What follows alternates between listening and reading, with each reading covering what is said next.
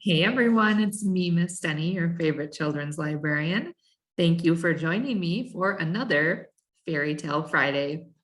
Today we will be sharing The Ugly Duckling, a classic fairy tale, an original by Hans Christian Andersen.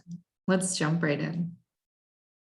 It was a lovely summer weather in the country, and the golden corn, the green oats, and the haystacks piled up in the meadows looked beautiful. The stork, walking about on his long red legs, chattered in the Egyptian language, which he had learnt from his mother. The cornfields and meadows were surrounded by large forests, in the midst of which were deep pools. It was indeed delightful to walk about in the country. In a sunny spot stood a pleasant old farmhouse close by a deep river. And from the house down to the waterside grew great burdock leaves so high that under the tallest of them, a little child could stand upright. The spot was as wild as the entire center of a thick wood. In this snug retreat sat a duck on her nest, watching for her young brood to hatch. She was beginning to get tired of her task, for the little ones were a long time coming out of their shells, and she seldom had any visitors. The other ducks liked much better to swim about in the river than to climb the slippery banks and sit under a burdock leaf to have a gossip with her. At length, one shell cracked and then another, and from each egg came a living creature that lifted its head and cried, "Peep, peep, quack, quack," said the mother. And then they all quacked as well as they could and looked about them on every side at the large green leaves. Their mother allowed them to look as much as they liked, because green is good for the eyes. "How large is the world," said the young ducks, when they found how much more room they had now than while they were inside the eggshell. "Do you imagine this is the whole world?" asked the mother. "Wait till you have seen the garden. It stretches far beyond that to the parson's field. But I have never ventured to such a distance. Are you all out?" she continued, rising. "No, I declare the largest egg lies there still. I wonder how long this is to last. I am quite tired of it." And she seated herself again on the nest. "Well, how are you getting on?" asked an old duck who paid her a visit. "One egg is not hatched yet," said the duck. "It will not break, but just look at all the others. Are they not the prettiest little ducklings you have ever saw? They are the image of their father, who is so unkind he never comes to see." "Let me see the egg that will not break," said the duck. "I have no doubt it is the turkey's egg. I was persuaded to hatch some once, and after all my care and trouble with the young ones, they were afraid of the water. I quacked and clucked, but all to no purpose. I could not get them to venture in. Let me look at the egg. Yes, that is a turkey's egg. Take my advice. Leave it where it is and teach the other children to swim." "I think I will sit on it a little while longer," said the duck. "As I have sat so long already, a few days will be nothing." "Please yourself," said the old duck, and she went away. At last the large egg broke, and a young one crept forth, crying, "Peep, peep." It was very large and ugly. The duck stared at it and exclaimed, "It is very large and not all like the others. I wonder if it really is a turkey." "We shall soon find out, however, when we go to the water. It must go in if I have to push it myself." On the next day, the weather was delightful, and the sun shone brightly on the green burdock leaves. So the mother duck took her young brood down to the water and jumped in with a splash. "Quack, quack," cried she, and one after another the little ducklings jumped in. The water closed over their heads, but they became up in an instant and swam about quite prettily with their little legs paddling under them as easily as possible. And the ugly duckling was also in the water swimming with them. "Oh," said the mother, "this is not a turkey. How well he uses his legs and how upright he holds himself. He is my own child, and he is not so very ugly after all if you look at him properly. Quack, quack. Come with me now. I will take you into grand society and introduce you to the farmyard. But you must keep close to me or you may be trodden upon, and above all, beware of the cat." When they reached the farmyard, there was a great disturbance. Two families were fighting for an eel's head, which after all was carried off by the cat. "See, children, that is the way of the world," said the mother duck, wetting her beak, for she would have liked the eel's head herself.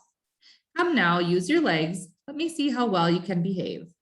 You must bow your heads prettily to that old duck yonder. She is the highest born of them all and has Spanish blood. Therefore, she is well off. Don't you see she has a red flag tied to her leg, which is something very grand and a great honor for a duck. It shows that everyone is anxious not to lose her, and she can be recognized both by man and beast. Come now, don't turn your toes. A well-bred duckling spreads his feet wide apart, just like his father and mother in this way. Now bend your neck and say quack. The ducklings did as they were bid, but the other ducks stared and said, look, here comes another brood, as if there were not enough of us already. And what a queer looking object one of them is. We don't want him here. And then one flew out and bit him in the neck. Let him alone, said the mother. He is not doing any harm. Yes, but he is so big and ugly, said the spiteful duck, and therefore he must be turned out. The others are very pretty children, said the old duck with the rag on her leg, all but that one. I wish his mother could improve him a little. That is impossible, your grace, replied the mother. He is not pretty, but he has a very good disposition, and he swims as well or even better than the others. I think he will grow up pretty and perhaps be smaller. He has remained too long in the egg, and therefore his figure is not formed properly. And then she stroked his neck and smoothed his feathers, saying, it is a drake, and therefore not of so much consequence. I think he will grow up strong and able to take care of himself. The other ducklings are graceful enough, said the old duck. Now make yourself at home, and if you can find an eel's head, you can bring it to me. So they made themselves comfortable, but the poor duckling, who had crept out of his shell last of all and looked so ugly, was bitten and pushed and made fun of, not only by the ducks, but by all the poultry.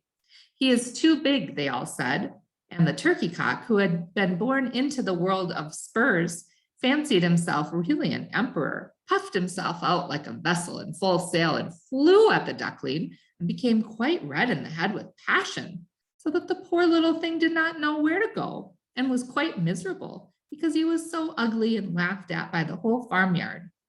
So it went on from day to day till it got worse and worse. The poor duckling was driven out by everyone. Even his brothers and sisters were unkind to him and would say, ah, you ugly creature, I wish the cat would get you. And his mother said she wished he had never been born. The ducks pecked him, the chickens beat him, and the girl who fed the poultry kicked him with her feet. So he at last ran away, frightening the little birds in the hedge as he flew over the palings. They are afraid of me because I am ugly, he said.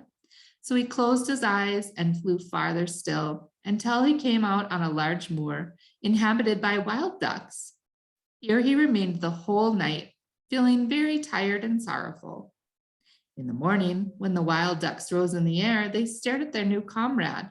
What sort of a duck are you? They all said, coming round him. He bowed to them and was as polite as he could be, but he did not reply to their question. You are exceedingly ugly, said the wild ducks, but that will not matter if you do not want to marry one of our family. Poor thing, he had had no thoughts of marriage. All he wanted was permission to lie among the rushes and drink some of the water on the moor. After he had been on the moor 2 days, there came 2 wild geese, or rather goslings, for they had not been out of the egg long, and they were very saucy. Listen, friend, said one of them to the duckling, you are so ugly that we like you very well. Will you go with us and become a bird of passage? Not far from here is another moor in which there are some pretty wild geese, all unmarried. It is a chance for you to get a wife. You may be lucky, ugly as you are. Pop, pop sounded in the air, and the 2 wild geese fell dead among the rushes, and the water was tinged with blood. Pop, pop echoed far and wide in the distance, and whole flocks of wild geese rose up from the rushes. This sound continued from every direction, for the sportsmen surrounded the moor, and some were even seated on branches overlooking the rushes. The blue smoke from the guns rose like clouds over the dark trees and as it floated away across the water, a number of sporting dogs bounded in among the rushes, which bent beneath them wherever they went. How they terrified the poor duckling! He turned away his head to hide it under his wing, and at the same moment, a large, terrible dog passed quite near him. His jaws were open, his tongue hung from his mouth, and his eyes glared fearfully. He thrust his nose close to the duckling, showing his sharp teeth. And then, splash, splash, he went into the water without touching him. Oh, sighed the duckling, how thankful I am for being so ugly. Even a dog will not bite me. And so he lay quite still while the shot rattled among the rushes and gun after gun was fired over him. It was late in the day before all became quiet, but even then the poor thing did not dare to move. He waited quietly for several hours, and then, after looking carefully around him, he hastened away from the moor as fast as he could. He ran over the field and meadow till a storm arose, and he could hardly struggle against it. Towards evening, he reached a poor little cottage that seemed ready to fall, and only remained standing because it could not decide on which side to fall first. The storm continued so violent that the duckling could go no farther. He sat down by the cottage, and then he noticed that the door was not quite closed in the consequence of one of the hinges having given away. There was, therefore, a narrow opening near the bottom, large enough for him to slip through, which he did very quietly and got a shelter for the night. A woman, a tomcat, and a hen lived in this cottage.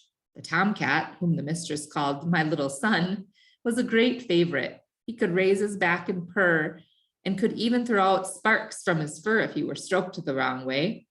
The hen had very short legs, and so she was called Chickie Shortlegs. She laid good eggs, and her mistress loved her as if she had been her own child. In the morning, the strange visitor was discovered, and the tomcat began to purr and the hen to cluck. "What is that noise about?" said the old woman, looking around the room.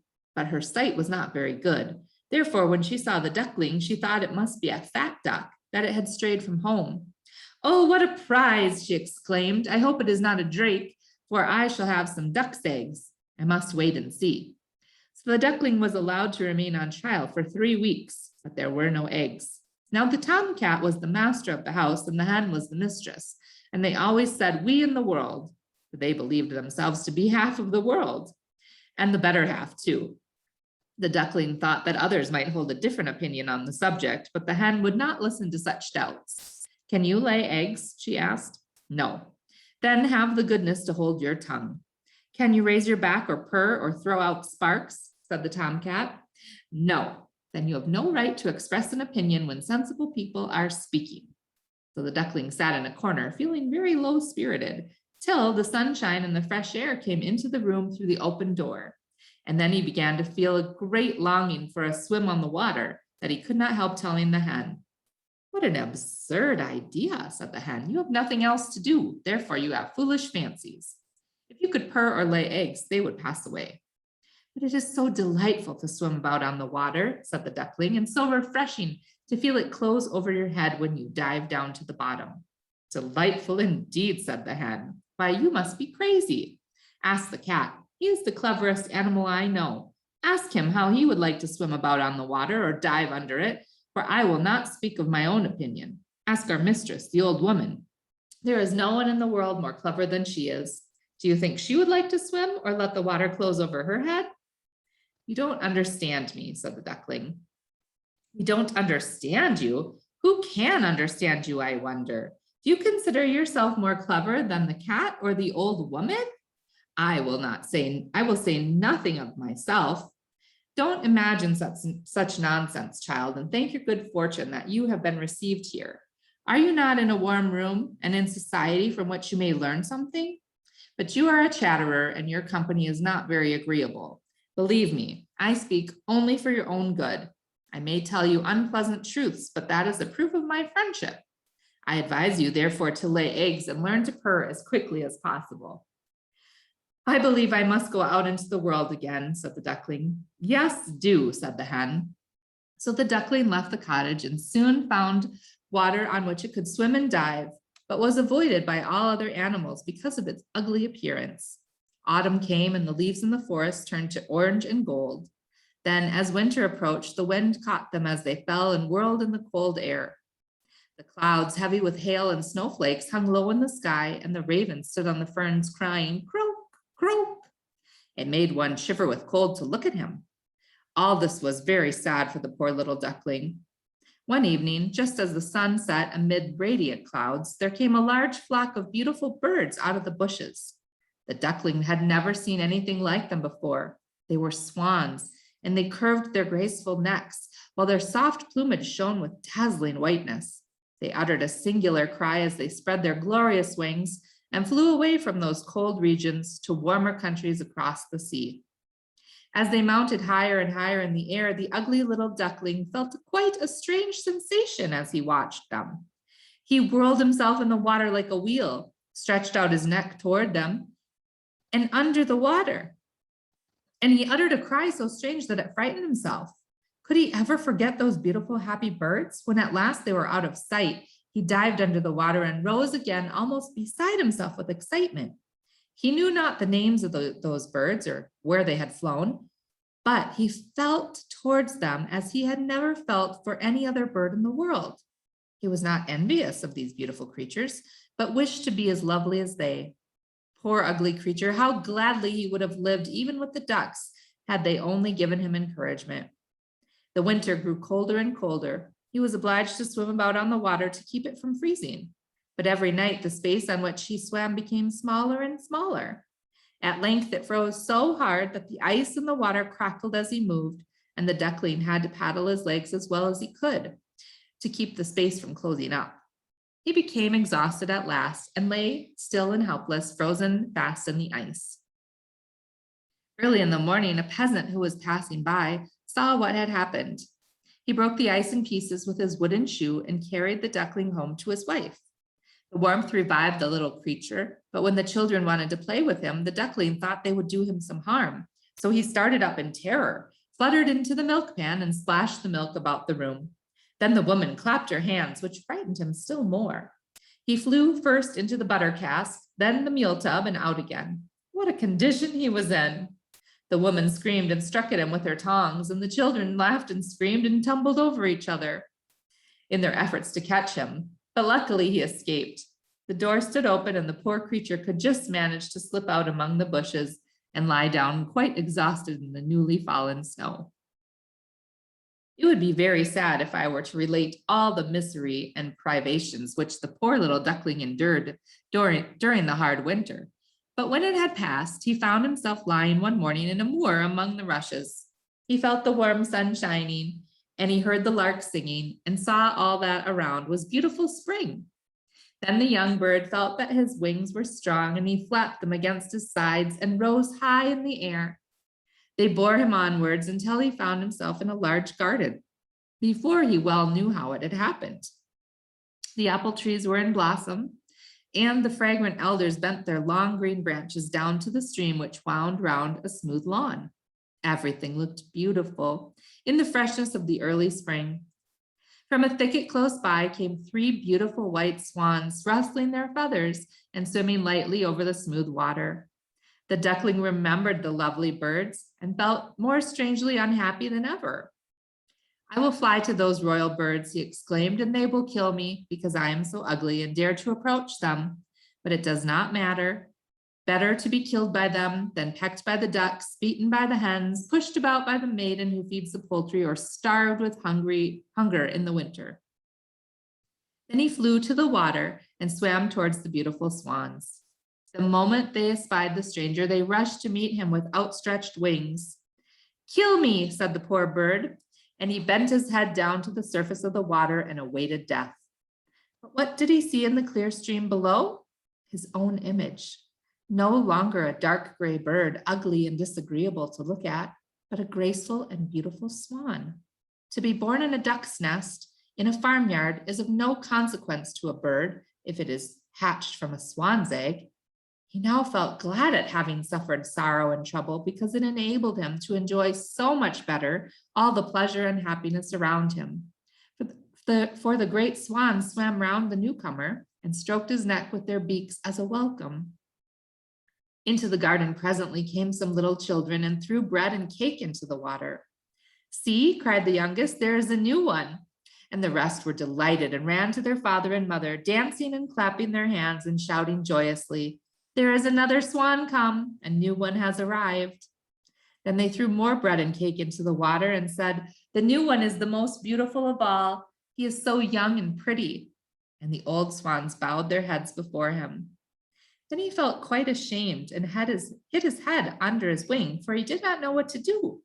He was so happy and yet not at all proud. He had been persecuted and despised for his ugliness, And now he heard him say he was the most beautiful of all the birds. Even the elder tree bent down from its boughs into the water before him, and the sun shone bright and warm. Then he rustled his feathers and curved his slender neck and cried joyfully from the depths of his heart, "I never dreamed of such happiness as this while I was an ugly duckling." And that is the end. I hope you enjoyed it, and I hope to see you again for the next Fairy Tale Friday. Take good care. Bye-bye.